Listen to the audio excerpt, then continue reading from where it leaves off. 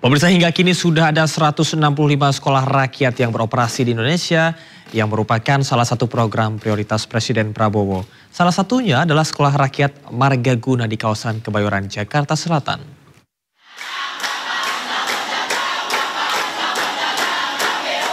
Kedatangan Presiden Prabowo Subianto di Sekolah Rakyat Menengah Atas Margaguna, Jakarta Selatan disambut hangat siswa. Rindu rumah. Saya semua rindu. Presiden Prabowo pun menyapa para siswa dan mendengarkan curhatan mereka.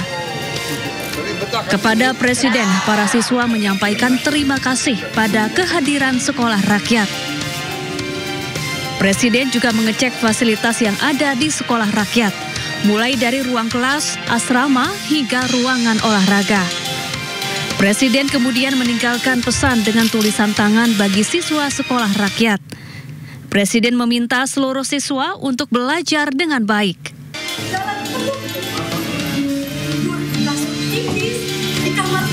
Para siswa membalasnya dengan rentetan ucapan terima kasih dan puisi untuk Presiden. saya mewakilkan teman-teman saya yang sudah meninggal berkesempatan Istana Negara. Kami sangat berterima kasih.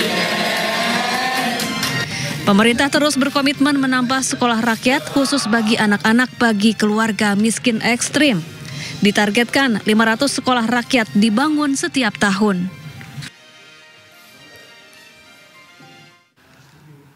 Pemirsa, Puspadaya Perindo terus mengawal perkembangan kasus dugaan tindak pidana penganiayaan ringan terhadap seorang ibu rumah tangga berinisial NZ yang sudah dilaporkan korban ke Polsek Koja Juni lalu.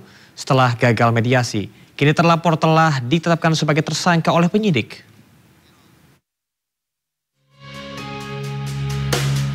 Sayap Partai Perindo, Puspadaya Perindo, berkomitmen mengawal kasus penganiayaan yang dialami seorang ibu rumah tangga berinisial NZ hingga mendapatkan keadilan. Sekretaris Jenderal Puspadaya Perindo, Amriadi Pasaribu, hadir langsung mengambil salinan surat pemberitahuan perkembangan hasil penyidikan atau SP2HP di Polsek Koja yang menetapkan terlapor menjadi tersangka. Kita akan kawal terus sampai dengan kejaksaan nantinya, dan ini akan jaksa penuntut umum akan membawanya ke pengadilan, dan artinya nanti saksi pelapor korban itu akan kita dampingi terus untuk memotivasi dia bahwa kita bersama-sama dia untuk mencari keadilan yang dialami, penganiayaan yang dialami di lingkungannya sendiri. Sebelumnya, pelapor telah membuat laporan penganiayaan yang diduga dilakukan oleh tetangga pelapor di Polsek Koja, Jakarta Utara pada bulan Juli 2025 lalu. Puspadaya Perindo akan terus mengawal kasus tersebut hingga memberikan keadilan bagi korban. Dari Jakarta, Rizky Ihwal, Oki Mahendra, iNews melaporkan.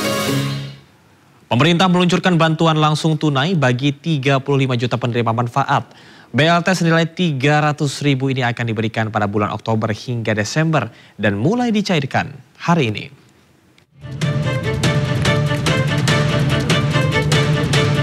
Menteri Koordinator Bidang Perekonomian Airlangga Hartarto mengumumkan stimulus ekonomi terbaru 2025. Stimulus berupa bantuan ekonomi bagi masyarakat.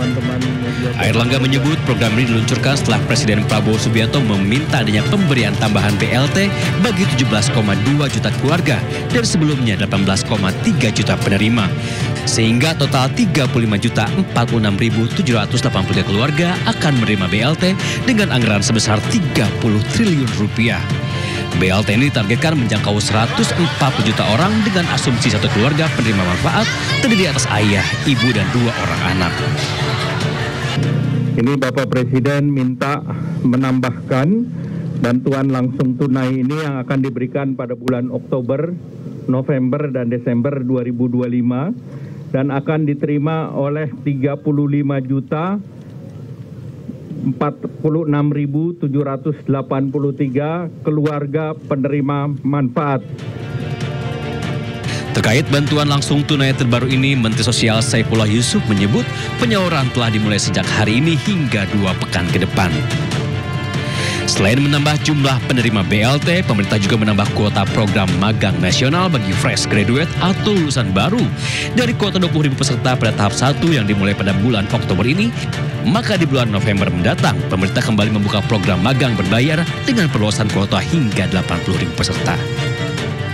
Dari Jakarta, Tim Liputan iNews melaporkan. Penerbangan komersial Air China mengalami musibah saat sebuah baterai tersimpan di bagasi kabin terbakar hingga membuat para penumpang panik. Pihak maskapai Air China dengan nomor penerbangan CA139 langsung dibatalkan.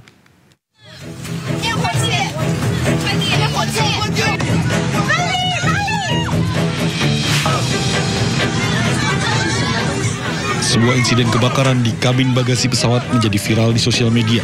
Insiden tersebut terjadi di penerbangan Air China dengan nomor CA139 yang rencananya berangkat dari Guangzhou, Cina Timur menuju Seoul, Korea Selatan.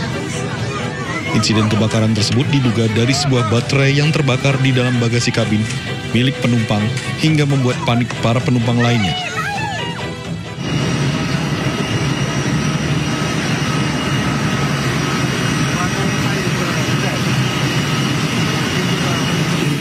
Kebakaran besar terjadi di Terminal Kargo Bandara Internasional Hazrat Shah Jalal di Dhaka, Bangladesh pada Sabtu, hingga memaksa pihak berwenang untuk menangguhkan semua operasi penerbangan.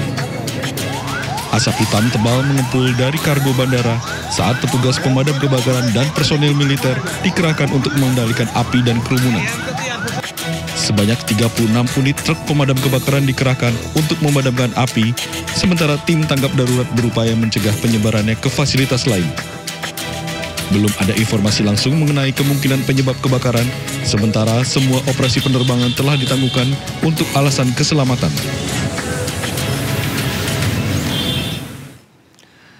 Komplotan remaja pencuri kabel di kantor bank yang terbengkalai di Makassar, Sulawesi Selatan ditangkap. Beragam kabel gulungan, tembaga, siap jual berasal dari instalasi listrik bangunan disita oleh polisi. Jatan Ras Polrestabes Makassar terlibat kejar-kejaran dengan komplotan remaja yang kabur usai kedapatan mencuri di kantor bank yang terbengkalai di Kecamatan Mariso, Makassar, Sulawesi Selatan. 3 dari 5 pelaku berupaya kabur ditemukan polisi bersembunyi. Sedangkan 2 lainnya diketahui berusia dewasa berhasil kabur dari kejaran dengan masuk ke dalam gang. Remaja yang ditangkap merupakan anak putus sekolah yang bermukim di sekitar lokasi. Ketiganya mengaku berada di bangunan tanpa penerangan dengan alasan hanya sebatas nongkrong. Namun kecurigaan polisi menemukan sejumlah kabel instalasi yang tertumpuk, bahkan di antaranya gulungan tembaga siap jual. Mereka bekerja sama mencuri seisi bangunan dengan beraksi pada malam hari saat kondisi sekitar tengah sunyi. Tanra sementara melaksanakan patroli. Kebetulan kami ini melintas di jalan Cendrawasih. Begitu kami ada di depan salah satu rute ini kami dapati anak-anak yang sementara melakukan pencurian atau mengambil barang-barang yang terdapat di dalam bangunan kosong ini. Dari hasil temuan kami ini ternyata mereka ini mengambil potongan-potongan kabel yang ada di dalam, kemudian mungkin nantinya akan dijual. Guna pembinaan seluruh remaja yang masih di bawah umur itu, dilakukan pemanggilan terhadap orang tua.